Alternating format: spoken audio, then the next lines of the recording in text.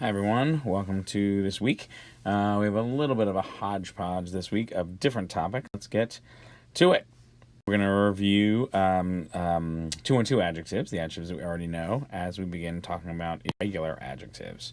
The good news is they aren't that irregular. Anyway, these are the endings that you're familiar with. These are the adjectives for the endings for adjectives, also known as 212 adjectives, just by virtue of us is second declension, is first declension, and is second declension, right? That's where 212 comes from. Anyway, because adjectives have to have all three genders to agree with any kind of noun, they use the second declension masculine endings for masculine, the first declension endings for feminine, and the second declension neuter endings for neuter. And remember that adjectives can't change, right? They will always use these for their respective genders, whereas for nouns there can be some exceptions to gender rules. All right, so you should be familiar with these endings. If you're not, make sure that you are, but these are not new. These are endings you know.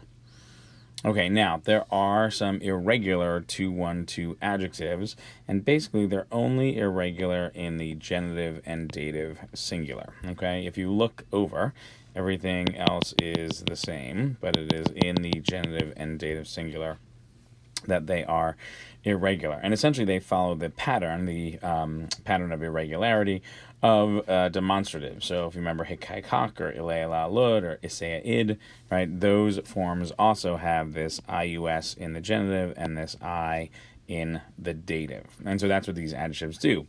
Instead of your customary, predictable, traditional E-I-E for the genitive and O-I-O for the dative, they use this eus and E for the genitive and the dative. And these over here are the 9 adjectives that use these irregular forms. So you don't really have to know a lot of endings. The endings are pretty familiar, except for the exceptions. You do have to know of the adjectives, which adjectives use these funky endings. All right. Now, the IUS is relatively easy to pick out, right? If I have unius, that's the genitive singular of unus. If I have unius, right, that might look funky enough. You might pick up the I just enough to say, like, oh, that looks weird. I wonder what that is. You say, oh, right, that's one of the irregular adjectives. That's a genitive. The trickier part is the dative, right? Because with that I ending, that very much looks like a genitive and a very familiar genitive, and so you kind of automatically assume that it's the genitive, even though because it's one of these irregular adjectives, that uni is in reality the dative. And you can see down here a little example, right? Bonus, a not irregular adjective. Boni is genitive singular. Totus, an irregular adjective. Toti is dative singular. And as we've talked about throughout the course, it's when these endings overlap, especially when one is much more common than the other, that life gets a little difficult. So the best way to address this is to make sure that you know what those 9 adjectives are and get used to recognizing those irregular forms. So really that, to go back for a moment, you can see that, there it is. All right, notice as well it from a form standpoint. So let's take a look. All right, so if we look through the passage, all right, this is an inscription. Inscriptions are things that are carved into stone. All right, so the irregular adjective is in this line. I'll give you a moment to find it. All right, and if you came out with nully, you are correct. 9 adjectives. So here, again, where you might think this is genitive, this is in reality the dative singular. All right, and that is the tricky part. So, fakie, I made, right? I made an injury, or I injured no one. I made an injury to no one. That's where the dative comes in. But more colloquially, I injured no one. All right? And it is, of course, dative in terms of number. All right, another text for these irregular adjectives. So we've got una, we've got uni, and then we've got nulla thrown in there. All right, number 1, of course, is referring to the una and the uni. So 665 and 660, 6789, 669. All right, case number and gender. All right, so una up here agrees with domus, right? So it is nominative, feminine, singular. Uni, again, remember, those special adjectives tell us that I ending is dative, singular. All right, so uni agrees with Tibby. All right. All right, so that is dative singular. All right, shifting gears, numerals. Now, we don't really mean Roman numerals, though we will go over those. Just kind of, it's a good time to work those in. Just while we're here, I'll give a little intro to Roman numerals. You might be familiar with the basics, right? So I is 1, V is 5, X is 10, L is 50, C is 100, D is 500. I ran out of room. M is 1,000. And then you sort of bundle them together, right? So it's essentially like a function of addition. So if I want to say 3, right, I say I. If I want to say 8, I say V, I. All right. If I want the number before the next number, all right, I do some subtraction. So 4 is IV, and 9 is IX. All right, and then we go from there. Now, the one thing to keep in mind is that Roman numerals work on places. So if I have, let's say, 100, 200, oh, sorry, don't need a comma there. Excuse me, 100, 200, 1,000, 230, 49, excuse me. All right, so what I want to do is kind of take these in places. All right, so in other words, I do 1,000, which is M. I do 200, which is CC. Then I do 40, all right, which is XL. And I do 9, which is IX.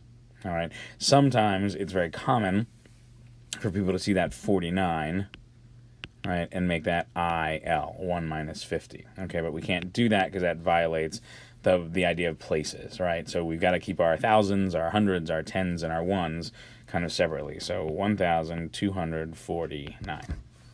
All right. All right, so numerals are broken up into what are called cardinal numerals and ordinal numerals. Essentially, cardinal are the nouns and ordinal are the adjectives. The nouns can kind of be used as an adjectival form, but grammatically they're really nouns.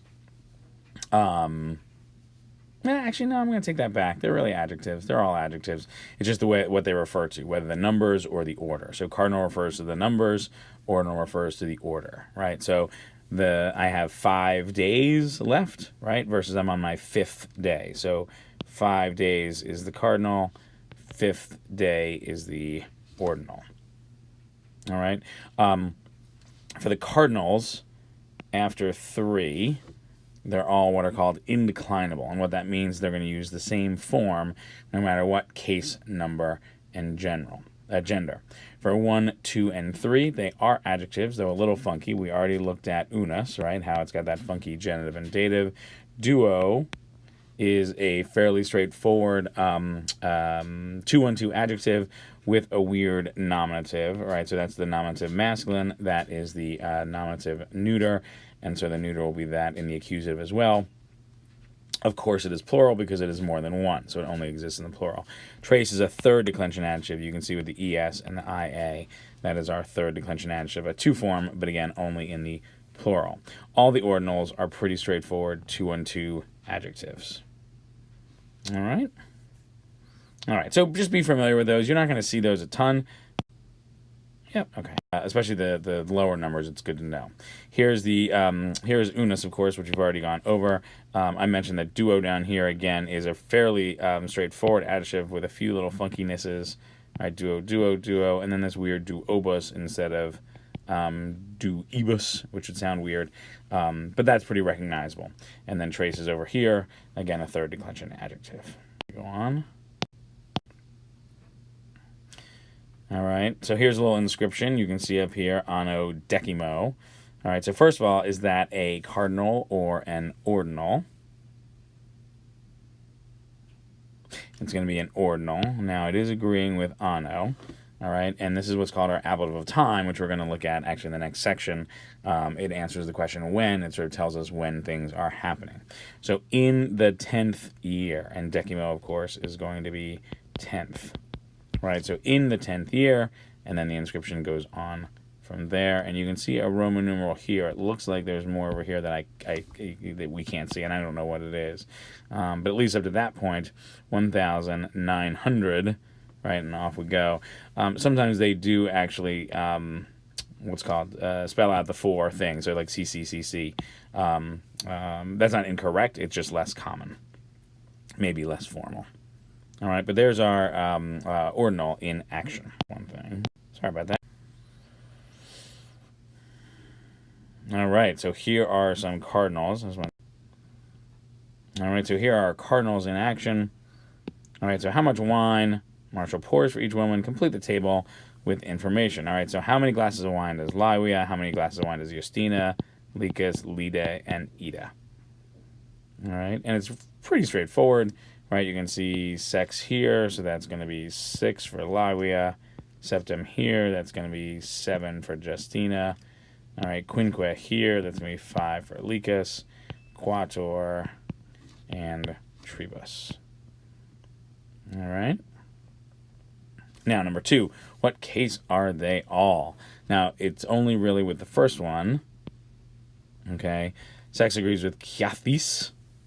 All right, so that is going to be ablative. All right, now, sex, septem, quinque, quator are all going to be ablative. Remember, they are indeclinable. So they are whatever case the noun they agree with is. That's how the indeclinable work. You can see it in tribus with that ablative ending, but the others are going to be indeclinable.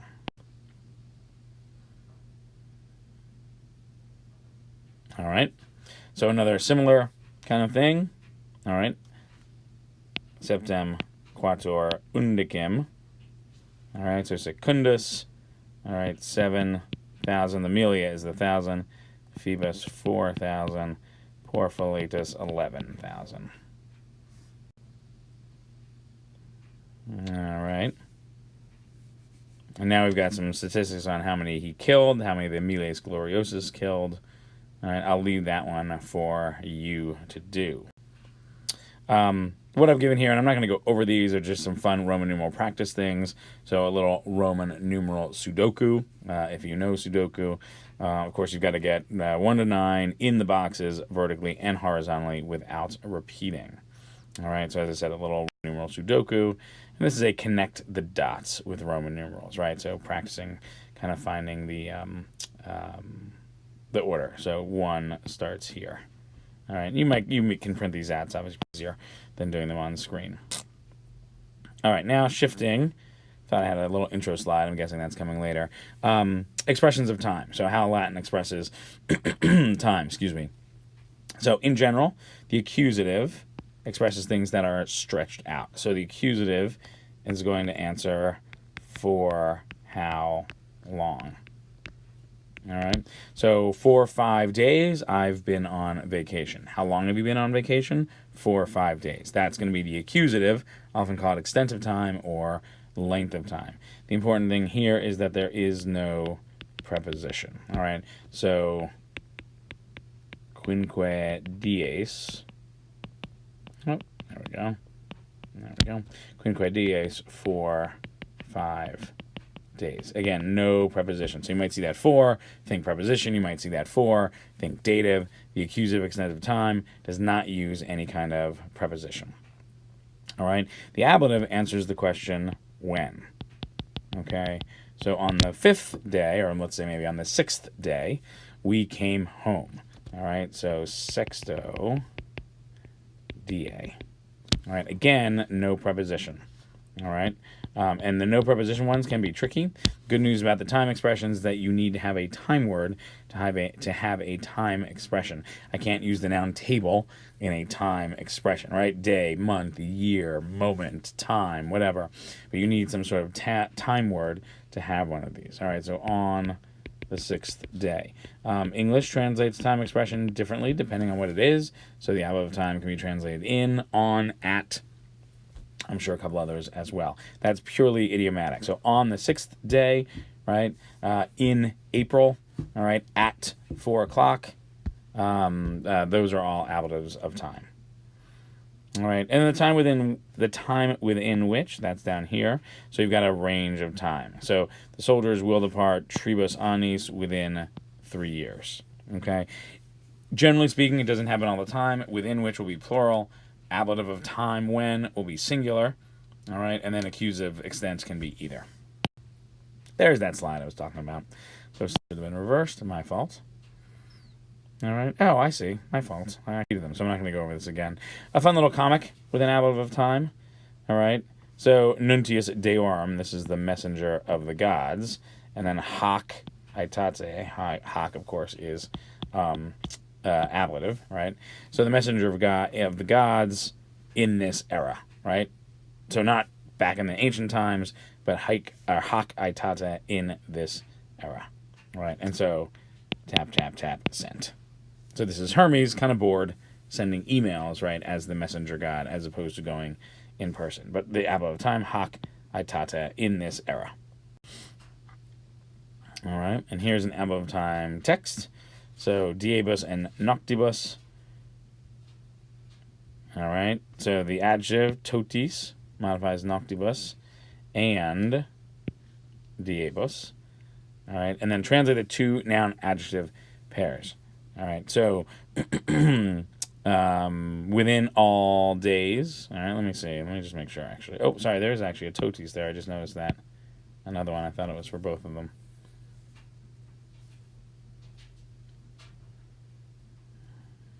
All right, sorry. Spaced out for a moment. So that's, I am, well... So, sorry, I wouldn't be well, I would not be well, right, if, see, let me get a little pointer thing.